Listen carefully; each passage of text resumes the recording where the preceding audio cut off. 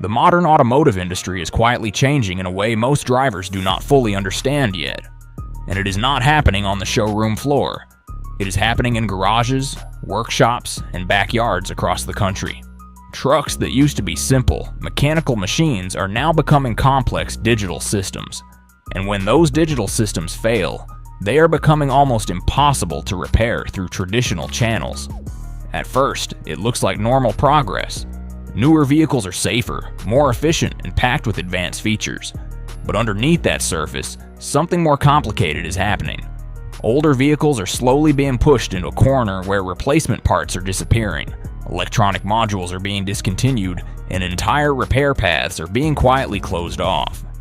And when that happens, owners are left with a choice: scrap a perfectly good truck, or find another way to keep it alive. That is where things start to get interesting. Across the repair world, a different mindset is spreading. Instead of depending on dealerships for rare or discontinued parts, smart mechanics are starting to bypass the system entirely. They are not just repairing trucks anymore. They are rebuilding them in a way that removes dependence on factory electronics altogether. And at the center of this movement is one simple idea: if the system refuses to support your vehicle, then you replace the system. The most important example of this begins with the engine control module, also known as the ECU. In many early 2000s trucks, this small computer controls almost everything. Fuel injection, ignition timing, idle control, emission systems, and even transmission behavior all depend on it. When it works, it feels invisible. When it fails, the entire vehicle stops functioning properly. And when it becomes unavailable from the manufacturer, the situation gets worse. In many cases, dealerships simply cannot supply replacement units anymore, not because the truck is bad, but because the part is no longer in production. That is where aftermarket engineering changes the entire game. Instead of searching endlessly for discontinued factory modules, mechanics are replacing the entire brain of the vehicle with standalone engine management systems.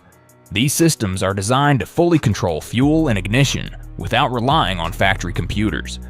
The process is not small. It often begins with removing the original wiring harness completely. The factory ECU is taken out of the system. Then a new standalone harness is installed, designed specifically for direct control of the engine. Once installed, the vehicle is no longer dependent on factory software or dealership programming. Systems from companies like Holley or Haltech allow full control of engine performance through a laptop interface. Fuel delivery, ignition timing, and sensor readings can all be adjusted manually. This creates something rare in modern automotive design: true independence. There is no subscription, no locked software, no corporate authorization required to replace a sensor or adjust a setting. If something fails, it is repaired with standard aftermarket parts that are widely available. But this freedom comes with important mechanical consequences that cannot be ignored. Modern automatic transmissions are often controlled by the same system that runs the engine. When that factory ECU is removed, the transmission loses communication with its control logic. Without a replacement system, it can default into limp mode, lock gears, or behave unpredictably. To solve this, mechanics either install standalone transmission controllers or convert the vehicle to a fully manual transmission setup. This removes electronic dependency entirely and replaces it with direct mechanical control. At that point, the vehicle is no longer operating as a factory-designed digital system.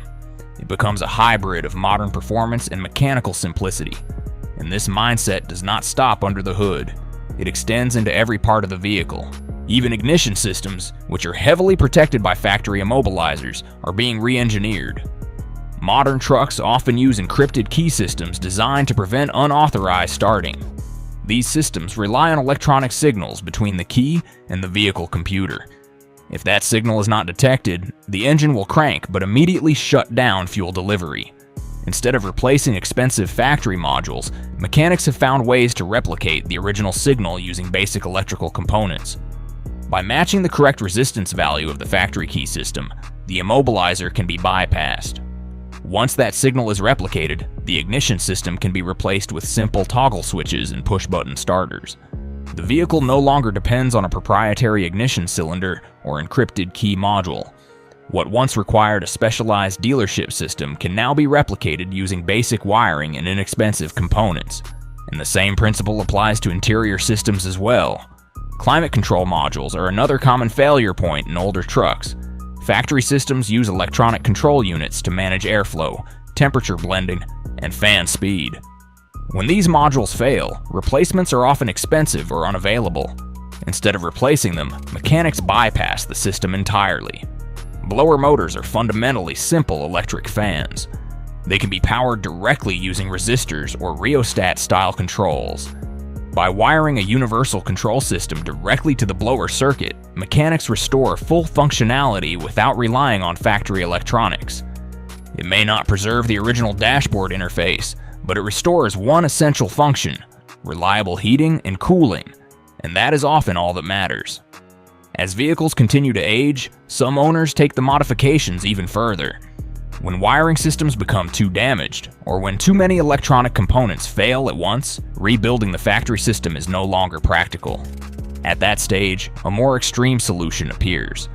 Instead of trying to repair modern electronic systems, some builders remove them entirely and revert to older mechanical engine setups. Carburetors replace fuel injection systems. Mechanical distributors replace coil packs and sensors. Entire engines are swapped for older small block V8 designs that operate without computers. This approach removes nearly all electronic dependency from the vehicle. A carburetor works through airflow and vacuum pressure. It does not require software, sensors, or programming. Fuel delivery is controlled mechanically, meaning it can be repaired or adjusted with basic tools even in remote conditions. If a gasket fails, a temporary replacement can even be cut from basic materials and used to get the vehicle running again. This level of simplicity is what makes older mechanical systems so attractive in contrast to modern digital complexity. There are no updates required, no encrypted modules, no electronic lockouts, just physical systems that can be understood, repaired, and rebuilt by that owner. And this is why the movement is growing. It is not about rejecting technology. It is about regaining control over it. It is about ensuring that a vehicle does not become useless simply because a manufacturer decided to stop supporting a small electronic component. Because at the end of the day, ownership means the ability to maintain what you buy. If a vehicle cannot be repaired without permission from a dealership, then ownership becomes conditional. And that is exactly what many mechanics are pushing back against. By replacing factory computers with standalone systems, bypassing immobilizers, simplifying climate controls, and even reverting to mechanical fuel systems when needed, owners are extending the life of older trucks far beyond what manufacturers intended. These vehicles are not being abandoned. They are being rebuilt into simpler, more independent machines that rely on skill and mechanical understanding rather than locked digital systems. And as this movement grows, one thing becomes clear. The future of these trucks is not controlled by dealerships, but by the people willing to keep them alive. The real question is not whether these methods work, but how far you would go to keep your vehicle running when the system refuses to support it.